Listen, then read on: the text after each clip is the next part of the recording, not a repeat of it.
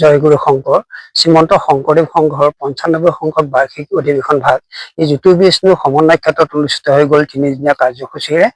এই কাৰ্যসূচী ৰূপায়ণ কৰিবৰ ক্ষেত্ৰত আমি ২ বছৰ কাল চেষ্টা কৰিছিলোঁ। আজি আমাৰ অন্তৰত দুখ আছে, কিন্তু মনত আনন্দ এই কাৰণেই যে আমি এই আনন্দ এই ভকত সেৱা কৰিবৰ কাৰণে, ভকতৰ পদধূলি ল'বৰ কাৰণে আমি চেষ্টা কৰিছিলোঁ আৰু সেই পদধূলি আমি পালোঁ বুলি ভাবিছোঁ।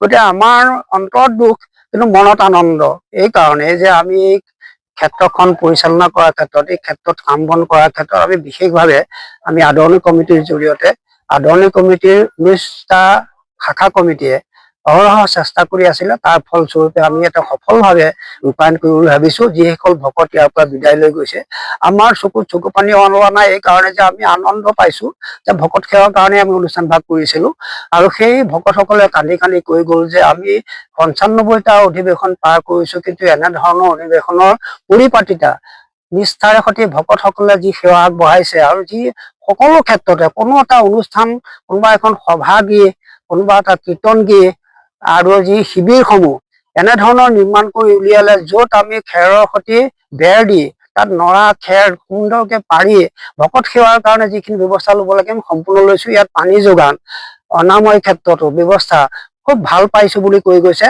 সেয়ে আমাৰ মনত আনন্দ, কিন্তু অন্তৰত দুখ এইটোৱেই যে এই অনুষ্ঠান ভাগ আমি আমাৰ জীৱনত এই ভাগেই কৰিলোঁ। ইয়াৰ পাছতো আমি কমেও ৪০-৫০ বছৰ পাছত আহিব, তেতিয়ালৈ আমি আৰু এই হলকত থকা আশা নাই।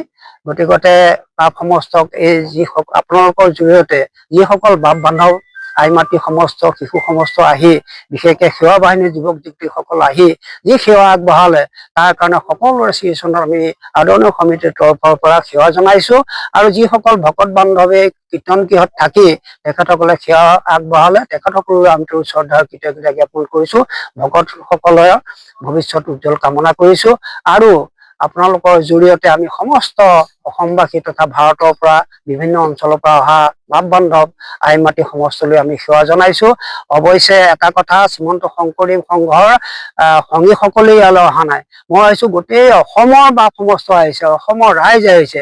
এইটো অনুষ্ঠান অকল শ্ৰীমন্ত শংকৰদেৱ সংঘৰ অনুষ্ঠান হৈ থকা নাই, ই এটা অসমৰ অনুষ্ঠানলৈ পৰিৱেশিত হৈছে বুলি মই অনুভৱ কৰিছোঁ। সেইকাৰণে আপোনালোকৰ জৰিয়তে আমি সমস্ত অসমবাসী, বিভিন্ন জাতি জনগোষ্ঠী, বিভিন্ন ধৰ্মাৱলীৰ লোকৰ প্ৰতিও আমি শ্ৰদ্ধা আৰু কৃতজ্ঞতা জ্ঞাপন কৰিছোঁ।